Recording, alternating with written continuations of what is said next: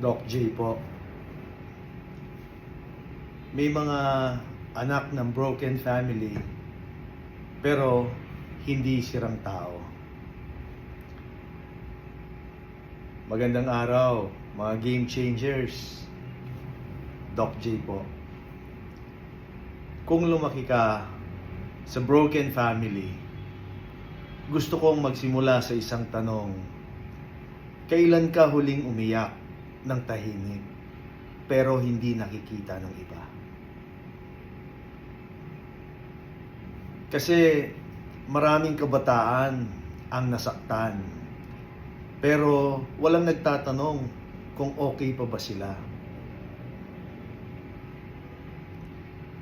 May mga batang lumaki na hindi naman nila piniling masaktan pero araw-araw nilang pasan. Lumaki silang iniisip, kung mas mabait ba ako, hindi ba sila maghihiwalay? Kung mas tahimik ba ako, hindi ba sila mag-aaway? Hanggang sa unti-unti, natuturuan nilang sisihin ang sarili nila. Pero gusto kong marinig mo ito ng malinaw. Hindi mo kasalanan ang hiwalayan ng mga magulang mo. May mga anak na sanay na sa katahimikan ng bahay, sanay sa isang bakanting upuan sa hapagkainan, sanay sa tanong na walang sagot kung kailan babalik ang dati. May mga batang natutong ngumiti sa labas, pero umiiyak pagpatay na ang ilaw. May mga kabataang nagbibiro online, pero sa totoong buhay, tahimik na dinudurog ng lungkot.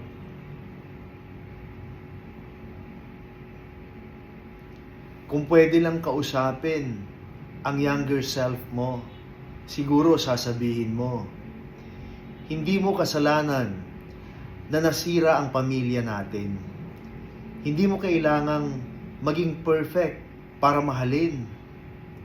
Hindi mo kailangang maging matapang palagi. Kasi minsan, hindi lang pamilya ang nabasag, pati tiwala ng bata sa pagmamahal. Minsan nga, mas kumpleto pa ang pamilya sa lumang litrato kaysa sa totoong buhay. May picture kay mama, may picture kay papa, tapos ikaw, nasa gitna ng alaala na hindi na mauulit. Sa lahat ng mga anak ng broken family, alam kong minsan pakiramdam mo kulang ka. Parang may butas sa puso mo. Pero pakinggan mo to. Hindi ka kulang. Hindi ka mali. Hindi ka sirang tao. Pwede kang lumaki na nasaktan, pero hindi mo kailangang mamuhay bilang sugatan. At sa mga magulang na nakikinig, nanunood, kapag nasira ang relasyon ninyo, huwag niyong hayaang masira rin ang puso ng anak niyo. Hindi sila dapat mamili kung sino ang mahal nila. Hindi sila dapat magdala ng bigat ng problema ng matatanda. Ang anak dapat minamahal ng buo kahit hiwalay na ang magulang. Game changer ka. Hindi ka produkto ng sakit. Ikaw ang patunay na kahit masira ang simula, pwede pa rin maging maganda ang wakas. Kung nasaktan ka dahil sa pamilya mo, pwede kang maging henerasyon na hindi ka mananakit. pwede kang maging simula ng mas maayos na kwento. At kung may boses sa puso mo na nagsasabing, Doc J, kaya ko pa ba? Ang sagot ko, oo, kayang-kaya mo.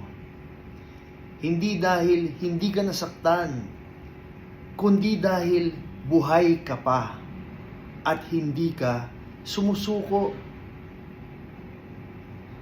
Mula sa broken family, pwede kang maging buo. Ako si Doc J at naniniwala akong kaya mong baguhin ang iyong kwento.